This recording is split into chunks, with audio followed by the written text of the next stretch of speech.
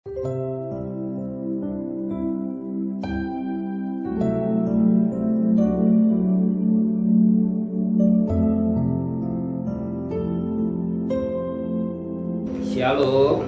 pagi sama-sama makan kepala, pejamkan mata sejenak. Tiada kata yang manis selain ucapan syukur pada Bapa di surga. Semua akan anugerah-Mu yang melimpah. Kami bagikan umat rasakan bagi umat Israel berada di Goshen dalam lindungan pemeliharaan Tuhan.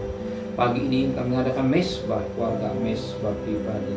Kami boleh naikkan pujian penyembahan kepada Bapa di surga. Dan kami juga boleh mendengarkan renungan firman-Mu. Sekalipun firman-Mu singkat, tapi jadi berkat buat kami.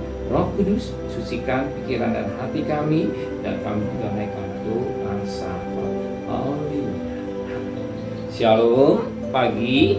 Mari sama-sama kita akan membaca firman Tuhan. Rasul-Rasul pasal 10. Kisah Rasul-Rasul pasal 10. Ayat yang ke-17 sampai ayat yang 32.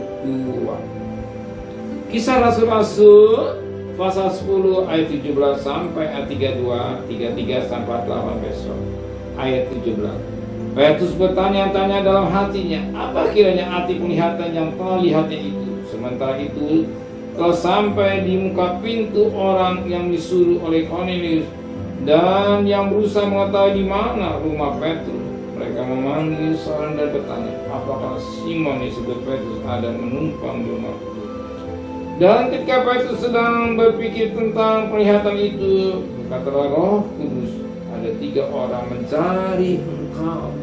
Bangunlah, turunlah ke bawah dan berangkatlah bersama-sama dengan mereka, jangan bimbang.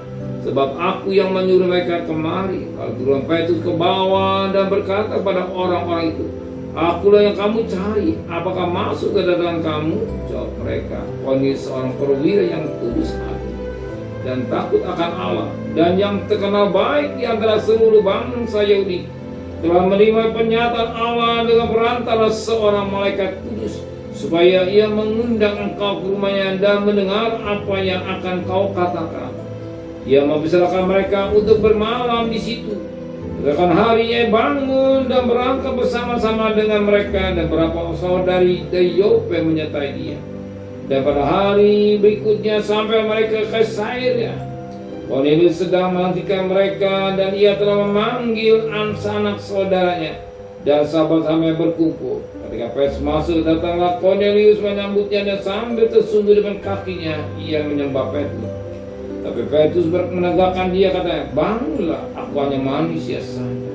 Sambil berkata-kata dengan dia, ia masuk dan mendapati banyak orang sedang berkumpul. Ia berkata kepada mereka, kamu tahu betapa keras orang-orang bagi seorang Yahudi untuk bergaul dengan orang yang bukan Yahudi atau masuk ke rumah mereka. Tapi Allah telah menunjukkan kepadaku bahwa aku tidak boleh menyebut orang najis atau orang tidak tahir. Itulah sebabnya aku tidak berkeberatan ketika aku dipanggil lalu datang kemari. Sekarang aku ingin tahu apa sebab kamu memanggil aku. Jawab Kornelius, 4 hari yang lalu, kira-kira pada waktu yang sama seperti sekarang, yaitu jam 3 petang, aku sedang berdoa di rumah. Tiba-tiba seorang berdiri di depanku, pakaiannya berkilau-kilauan. Ayat 31. Dan ia berkata, Kornelius, doamu telah didengarkan Allah, dan sedekahmu telah diingatkan dalam hadapan Allah. Ayat 32. Suruhlah orang ke Yope untuk menjemput Simon dan disebut Petrus. Dia sedang menumpang di rumah Simon, seorang penyamak kulit yang tinggal di tepi laut.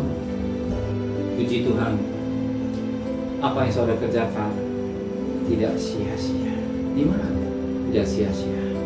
Sebab malaikat berbicara kepada Kornelius bahwa doanya didengar, dan apa dikatakan oleh Kornelius, yang dikatakan oleh malaikat disampaikan pada Petrus sebagaimana dikatakan pada ayat 31. Dan ia berkata, Kornelius, doamu telah didengarkan Allah, dan sedekahmu telah diingatkan di hadapan Allah. Dan perkataan malaikat itu disampaikan pada Petrus, hari ini saya alat Tuhan. doa saudara, permohonan saudara, sedekah saudara atau korban saudara didengar oleh Tuhan, diperhatikan oleh Tuhan. Amin. Sudah jasa, tidak rugi kalau doa pagi, akan mesbah warga atau pribadi. Jasa. Ternyata apa dikerjakan Cornelius di tengah kesibukan dia tetap berdoa dan dia coba berkorban. Ternyata apa yang dilakukan tidak sia-sia. Tuhan perhatikan air mata saudara. Tuhan perhatikan jeritan saudara. Tuhan perhatikan jeritan hati, gumulan saudara dan korban saudara dalam pekerjaan. Dan bukti otentik katakan ayat ke-1. Ia berkata, Cornelius, doamu telah didengarkan Allah dan sedekahmu telah diingatkan di hadapan Allah. Doamu telah didengarkan Allah. Jadi saudara berdoa pagi ini didengar oleh Allah. Amin. Yakin, terima dengan iman. Doa saudara didengar oleh saudara Tuhan, dan lebih pada pengorbanan saudara juga diperhatikan Tuhan. Amin. Rasa bimbang apa yang kau tabur, kau juga akan tuai. Amin. Mari sama-sama bukan doa, menteraikan firman-Mu dalam hati kami. Kembalikan besok pagi tubuh yang sehat dengan tidak kurang satu apa juga.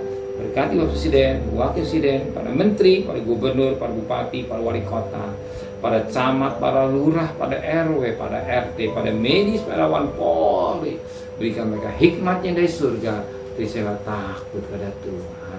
Sedang kekasih, terimalah berkat nikmat dari Allah Bapa, cinta kasih sayang dari Tuhan Yesus Kristus, dan berkat Roh Kudus menyertai saudara mulai hari ini sampai Maranatha Tuhan Yesus datang.